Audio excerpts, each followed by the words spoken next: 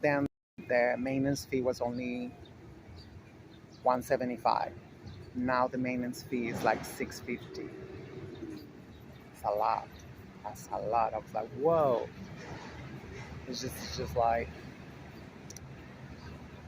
and I mean, the welfare, they raised the threshold, whatever they call it. Now they're paying up to 1,200, and I know some people that somehow they're paying 1,500. I don't know how they make HASA to pay 1,500 rent.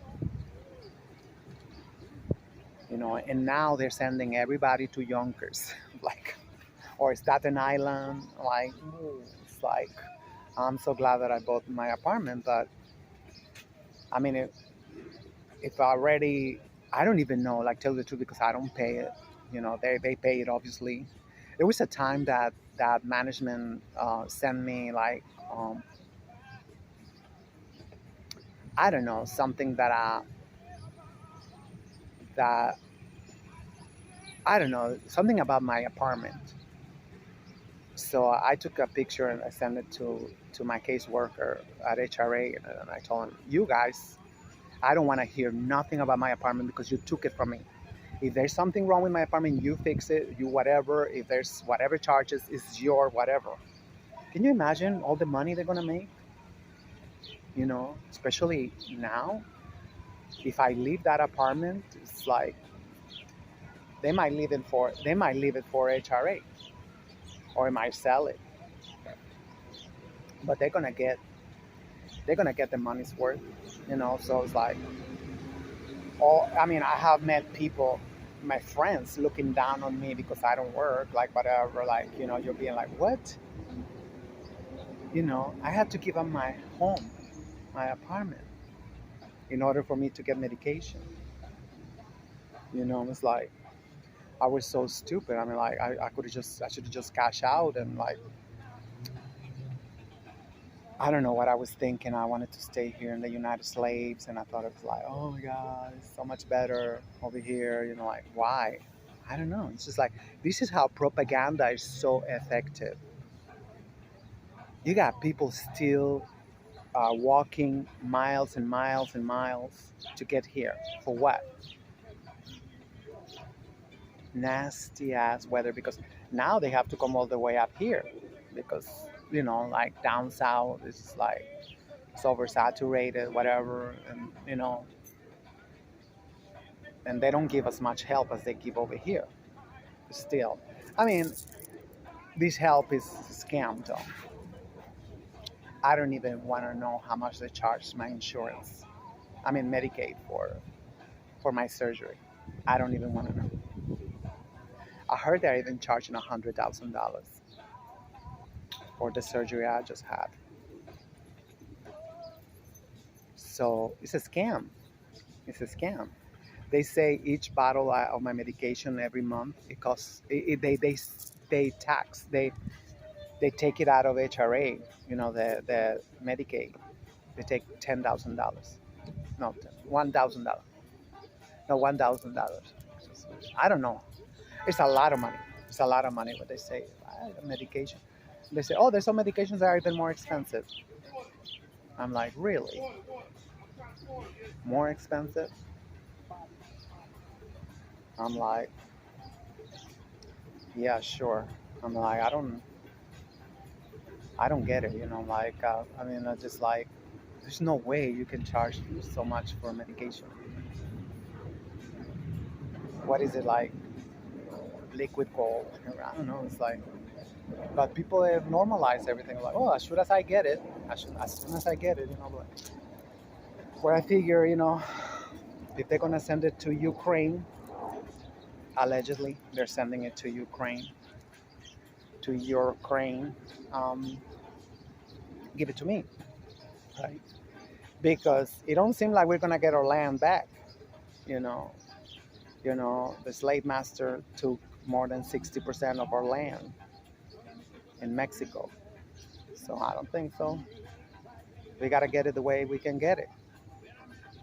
You gotta get it the way you can get it. And, like, I know it's like everybody like, oh, like migrants. No, no, no, no, no, darling. the border crossed us. We did not cross the border. And like, oh, like, oh, no, no, no. So Plymouth Rock, you know, landed on you, right? So it's like, what's the difference?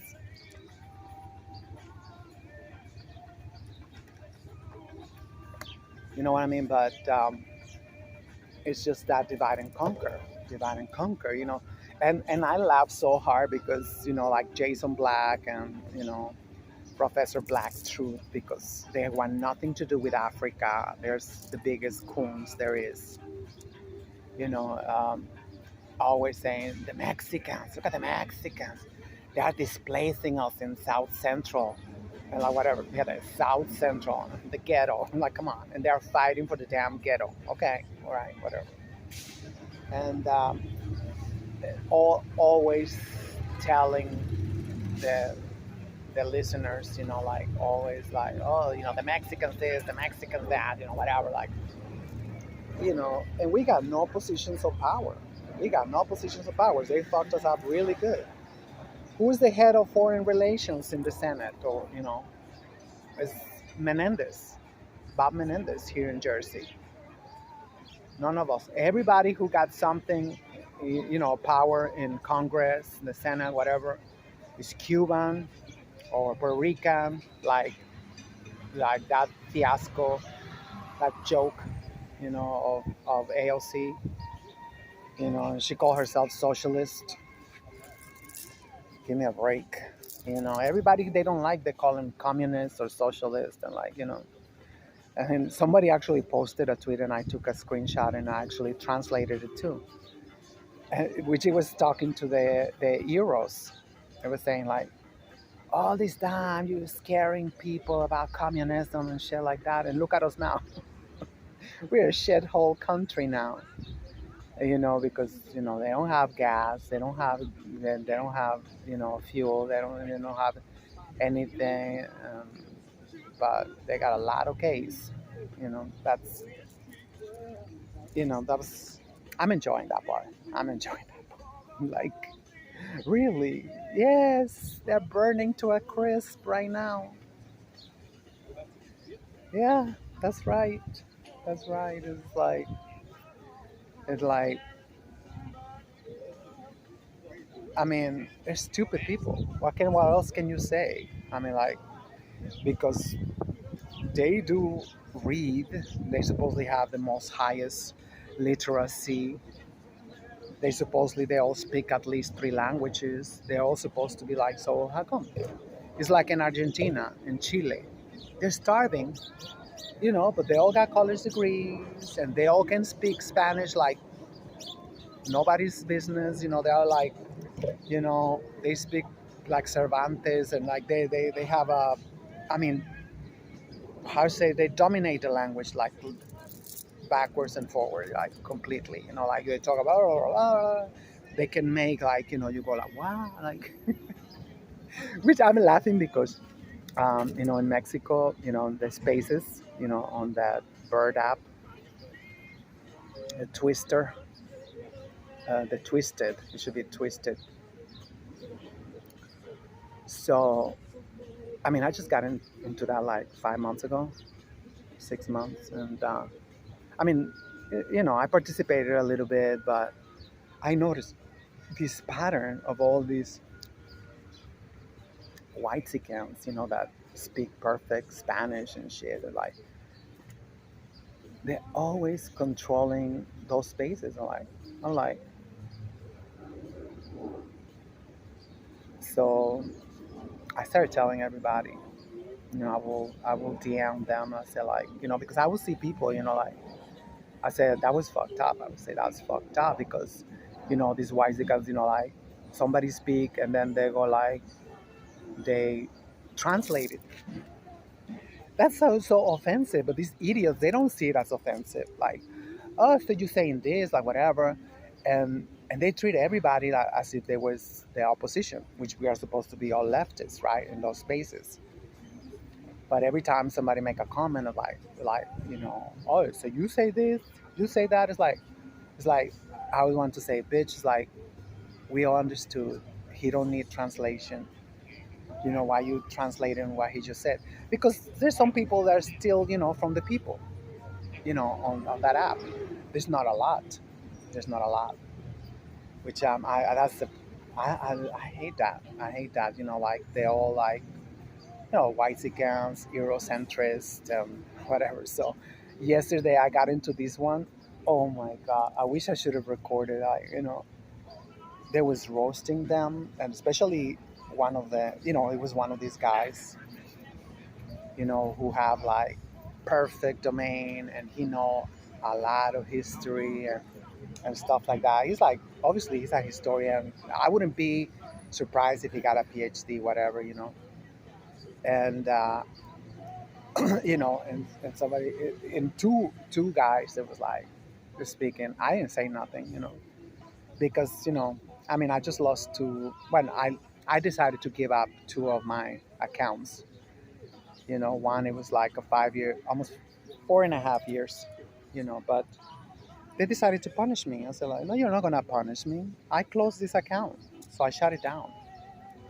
Yeah, now it's supposed to be shut down because it's been more than 30 days, right? So that's what they have to do.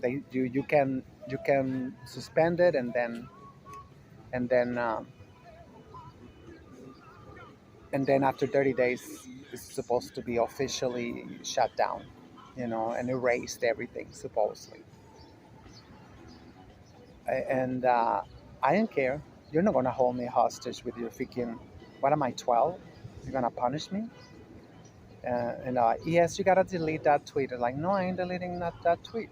I'm deleting the whole account. How you like that? So whatever algorithms you already had set up on me, whatever, you put me, like, now I gotta start again. So I had a backup account, and I was thinking, what a coincidence. As soon as I started participating to these spaces, then, because there's a lot of agents, and there's a lot of jealous bitches, they cannot tolerate it, that actually I know what I'm talking about. No, these bitches are talking about what they heard on the news or whatever. Like, no, I don't. I don't say. I mean, I can watch. I mean, like, not the news, but I watch whatever, YouTubers, whatever. But I'm just like looking to hear dates, names, stuff, and then I do my own searches and more searches, and, like, sometimes it take me weeks to finish one video if it's a good video, if somebody's like, dropping knowledge like that.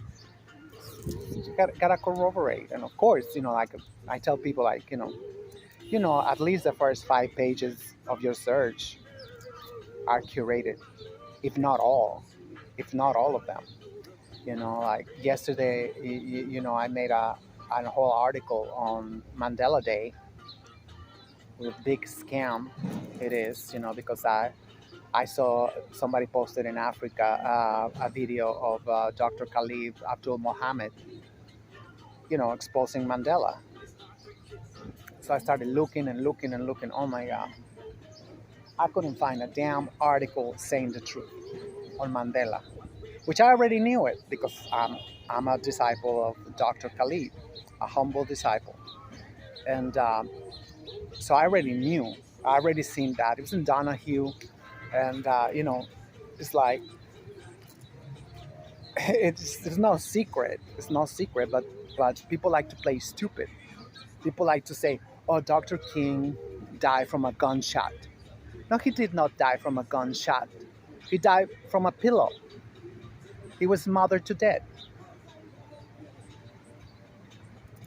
And you got historians, you got PhDs regurgitating the same bullshit over and over again. So what I decided to do is, like, because some of the articles have a couple of truths. So I started taking a couple of copy and paste, copy and paste, copy and paste, and I corrected their page. I corrected their homework. I'm like, no, that wasn't it. That wasn't it. There were some articles that they said that, oh, the youngsters are challenging Mandela's legacy, blah blah blah blah blah blah. Not the youngsters. This has been going on forever, even before he came to Harlem. Even before he came to Harlem, come on, you know, and you know, it's just like it's um, it's sad. It is sad that it's just like no matter what, people are gonna say, yeah, Christopher Columbus discovered America. There's no America. This is the Anahuac, you know, and there was no discovery. This was discovered hundreds of thousands of years ago. I mean, like, it was never discovered, even when there was the separation from Africa. You know, I mean, there was people stay this side, people stay on that side, and there's always been people around here. You know, there is some scholars. They say it's like the Anahuac is even older than any other continent. But they sell it like the new world. The new world is the new world. The new world to whom? You know, I mean, like, I'm so glad I'm getting all this shit out. It's like I don't want to keep nothing. So so I put the article, and immediately a friend of mine, and I consider him a friend because you know I met him when he was here in New York City, and I don't want to say much, you know, I mean, but I think he's a good guy. Uh, I don't read all his articles because he write like this. He's in Africa, in Africa, Africa. That's how you pronounce Africa. The way they used to pronounce Africa. Oh my god! And now I even forgot what that meant. Anyway, I mean, it wasn't even important because it's like you know the African continent always been the whole world, the cradle of civilization and everything. So it was not a need to say like, oh, you know, Africa, let's go to Africa because you know most of the population was in Africa for the longest time, so there was no need to name the whole continent. Well, that's what I have read. I have read a lot of what is those bells. So that I mean I heard several theories, you know, but Al-Kebulan, but that's I'm getting sidetracked. So he, for some reason, he immediately, oh, you are reading history wrong. You're like whatever, like same slave master talk, you know, like, oh, you like, you know, whatever. Like, oh my god, I swear I couldn't see crackers like this. That shit used to happen to me when you know, when I used to read African American Twitter. Means I wasted like 10 years of my life on that bullshit. And yeah, because there's no hope. There's no hope. I mean, like it's a joke. You know that like you know even the people you think like oh my god, it's like I think he got a good head on his shoulders. You know, I think he like you know no no he started like you know like actually I found an account yesterday. You know for some reason something came out. I don't know. And he still follow me. I start following everybody in the United States. And there was a couple that I regret, you know, like, you know, the account is called Ghetto Intellectual. Actually, he's moving to Africa, so I might follow him again, you know. And it was a good article, you know, that he posted, and like, oh, sounds familiar, this name, you know, this account. So I looked and I saw that he was still following me because, you know, the algorithm. I mean, you can be following somebody for 20 years and the algorithm never show you nothing. Nothing. This is why, you know, sometimes I have to unfollow everybody just to like to get the people that I want to actually read. And he had this T-shirt, a picture of a T-shirt saying like, you cannot be pro-black, anti-racist if you are homophobic. I'm like, okay, now I remember. O sea, that mean like you know, people gotta die. People gotta die. And that shit is happening. That shit is happening everywhere. When the only thing we gotta, I mean, the main thing we gotta worry about that they are not thieves, that they don't like, they're not corrupted. That's the main thing. I don't care whatever he's transphobic or what they call Islamophobic or whatever phobic. If he don't steal money, I'll vote for whoever that guy, because the bitches I know they're all corrupted, and they're not even that they're them corrupted, but they're so stupid that they look the other way while the crackers are emptying the archives. That's why everybody loves women. Everybody loves women in politics. It's like we're getting actually like 90% of the politicians gonna be women. The November elections we had 31 seats went to women, and you can call those things women that they just leave the crib and go to work. They don't care what happened to that baby. I gotta go to work. I gotta go to work. Oh, they called me from Bronx Works 2 days ago. Of course, it was an African American woman. They already know. I'm like, and she sounded very nice and everything. She wanted me to come back, and it's like, I don't want to come back. I don't want to come back. And it was like, and it was so depressing because we started talking or whatever. Like she was trying to, I can tell that they asked her to pursue me to come back.